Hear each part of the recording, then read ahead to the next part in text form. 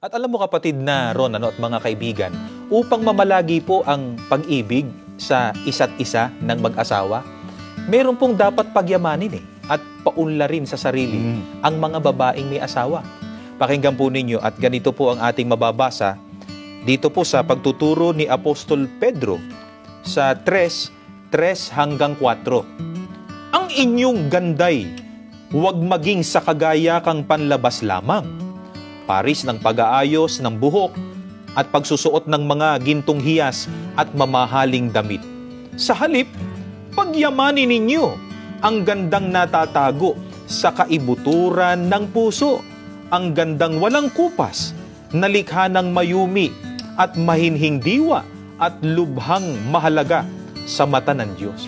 Mga kaibigan, ayon po sa ating binasa, dapat pangalagaan at ingatan ng babae ang kanyang pisikal na kaanyuan upang laging maging kaakit-akit sa kanyang asawa. Opo. Yun naman talaga isang katangian nung babae, kaya siya nagustuhan nga nung kanyang asawa, kaya siya pinakasalan sapagkat naakit siya dun sa gandang taglay ng kanyang napangasawa. Pero hindi naman po dapat ikatwiran ng mga babaeng may asawa na sa dami ng kanyang ginagawa hindi na niya maasikaso yung pag-aayos ng kanyang sarili.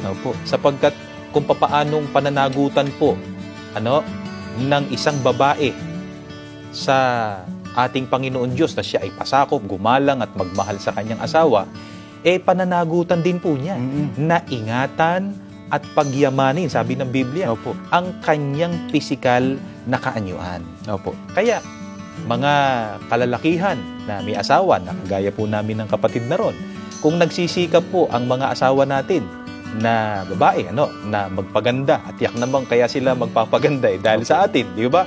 Dapat sinusuportahan po natin sila. Di ba kapatid na Ron? Kaya lang, medyo may gastos yan.